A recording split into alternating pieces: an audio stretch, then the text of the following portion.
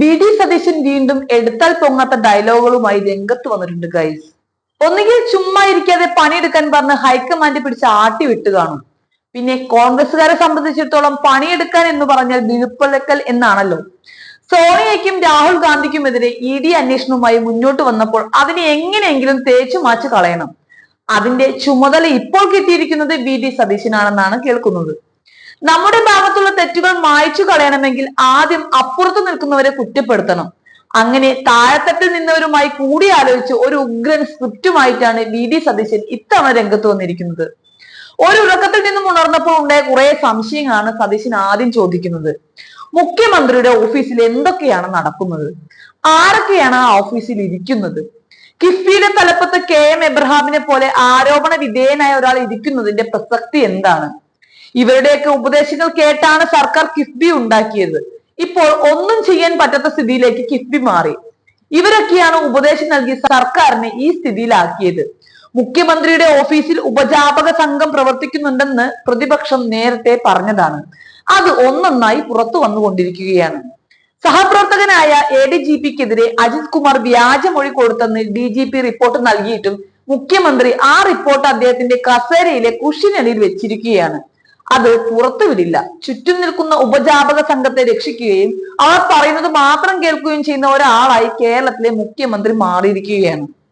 Nilambur ഉപതെരഞ്ഞെടുപ്പിന് UDF പൂർണ്ണ സജ്ജമാണ്. ഏത് സമയത്ത് തിരഞ്ഞെടുപ്പ് പ്രഖ്യാപിച്ചാലും ബൂത്ത് കമ്മിറ്റികൾ ഉൾപ്പെടെ അത് നേരിടാൻ സജ്ജമാണ്. തിരഞ്ഞെടുപ്പ് പ്രഖ്യാപിച്ച മണിക്കൂറുകൾക്കുള്ളിൽ UDF സ്ഥാനാർത്ഥിയെ പ്രഖ്യാപിച്ചിരിക്കും. UDF സ്ഥാനാർത്ഥിയെയും പ്രഖ്യാപിച്ച് ഇപ്പുറത്തു നിന്നും എന്തെങ്കിലും കിട്ടുമോ എന്ന് നോക്കിയ ശേഷമാണ് LDF സാധാരണയായി സ്ഥാനാർത്ഥിയെ കണ്ടെത്തുന്നത്. എന്നാൽ അവരുടെ സ്ഥാനാർത്ഥിയെ നോക്കിയല്ല UDF സ്ഥാനാർത്ഥിയെ നിശ്ചയിക്കുന്നത്. അതുകൊണ്ടാണ് 8 നിലയിൽ പൊട്ടുന്നതും. അടുത്തത് അമ്പലങ്ങളെ കുറിച്ചാണ്. ദേവാലയങ്ങളെ രാഷ്ട്രീയവൽക്കരിക്കാനുള്ള ശ്രമമാണത്രേ ഇവിടെ നടത്തുന്നത്. ചിലർ പുഷ്പനെ അറിയാമോ എന്ന് ചോദിക്കുമ്പോൾ മറ്റു ചിലർ ഗോൾവാൾക്കറിന്റെ പടം ഉയർത്തിക്കാട്ടുകയാണ്. രണ്ടുപേരും ചെയ്യുന്നത് ഒന്നു തന്നെയാണ്. ഇതിൽ നിന്നും രണ്ടു കൂട്ടരും അകന്നു നിൽക്കണം. ദേവാലയങ്ങളെ രാഷ്ട്രീയവൽക്കരിക്കരുത് എന്നാണ് UDFന്റെ നിലപാട്. RSSന്റെ പരിപാടിയും പുഷ്പനെ അറിയാമോ എന്ന CPM പരിപാടിയും നിർത്തണം. അങ്ങനെ ഒടുക്കം നമ്മൾ കാര്യപരിപാടിയിലേക്ക് കടന്നിരിക്കുകയാണ് ഗൈസ്. നിങ്ങൾക്കൊരു കാര്യം അറിയാമോ? നിങ്ങൾ എല്ലാവരും കരുതുന്നത് പോലെ നാഷണൽ ഹെറാൾഡ് കേസ് അഴിമതി കേസല്ല.